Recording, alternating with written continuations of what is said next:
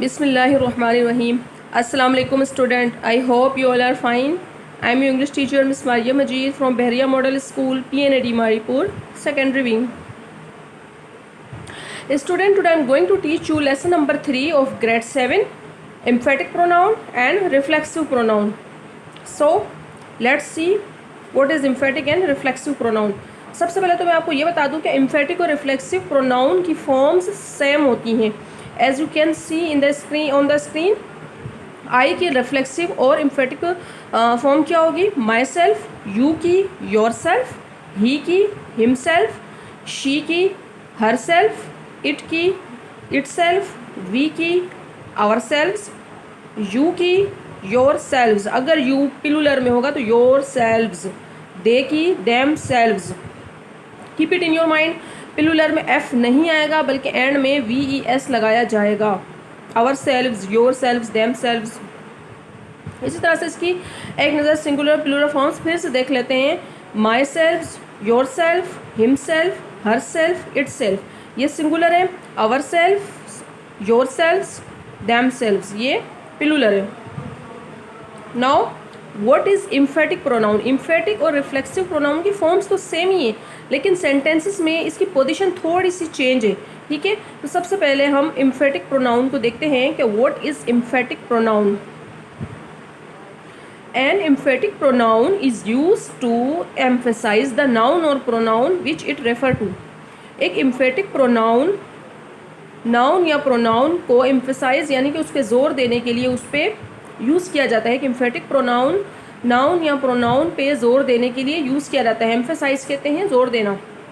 It usually follows immediately upon that noun or pronoun. ये noun or pronoun के फ़ौरन बाद आता है. ठीक है, जो अभी हमने देखे थे, my self, your self, her self, him self, ये इमीडिएटली नाउन या प्रोनाउन के बाद लगाया जाता है एम्फेटिक प्रोनाउन में.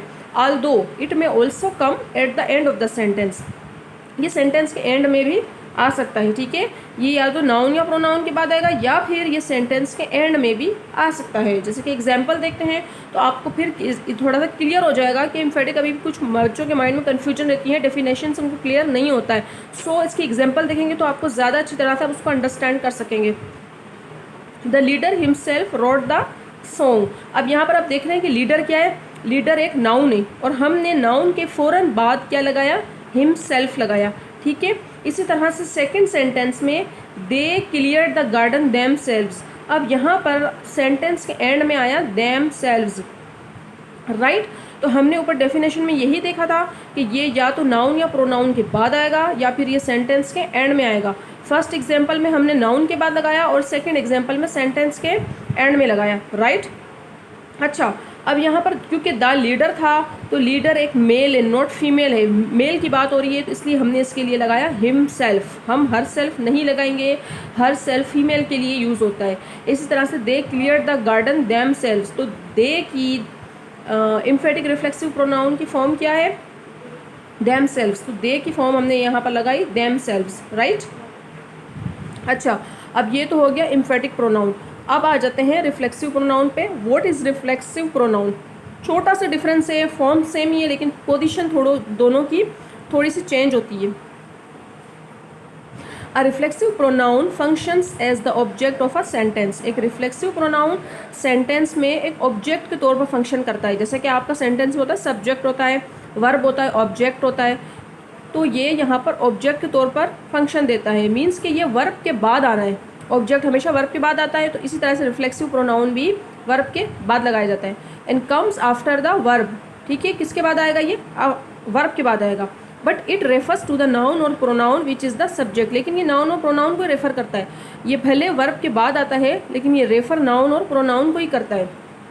इन a sentence with a reflexive pronoun the subject and the object are the same person. एक सेंटेंस में जो कि रिफ्लेक्सिव प्रोनाउन वाला होता है उसमें सब्जेक्ट और ऑब्जेक्ट सेम पर्सन होते हैं. जो सब्जेक्ट होता है उसी की रिफ्लेक्सिव फॉर्म लगाई जाती है. Example number 1, the boy told himself to work hard. अब यहाँ पर आप देख रहे हैं कि टोल्ड जो है वो वर्ब है. क्या है? टोल्ड वर्ब है और हमने वर्ब के फ़ौरन बाद क्या लगाया? रिफ्लेक्सिव प्रोनाउन लगाया. ठीक है। इसी तरह से सेकंड में she scolded her self for being so lazy. तो यहाँ पर स्कोल्डेड एक वर्ब है, स्कोल्डेड के बाद हमने क्या लगाया, हर सेल्फ लगाया, तो ये सेंटेंस में एज अ ऑब्जेक्ट के तौर पे काम करता है। इन सिंपल वर्ड, अगर मैं आपको सिंपल वर्ड में समझा दूँ तो आपको बस अपने माइंड में ये रखना है कि इम्फेटिक प्रोनाउन जो है वो नाउन या प्रोनाउन के बाद लगाया जाता है, सेंटेंस के एंड में आता है, और रिफ्लेक्सिव प्रोनाउन वर्ब के बाद लगाया जाता है। ये छोटा सा डिफरेंस है। सो स्टूडेंट्स, आई होप कि आपको ये लेसन समझ आया होगा। इसकी एक्सरसाइज 1, 2, 3 आपको बुक के अंदर सॉल्व करनी है और उसकी प्रैक्टिस भी करनी है। थैंक यू, अल्लाह हाफिज़।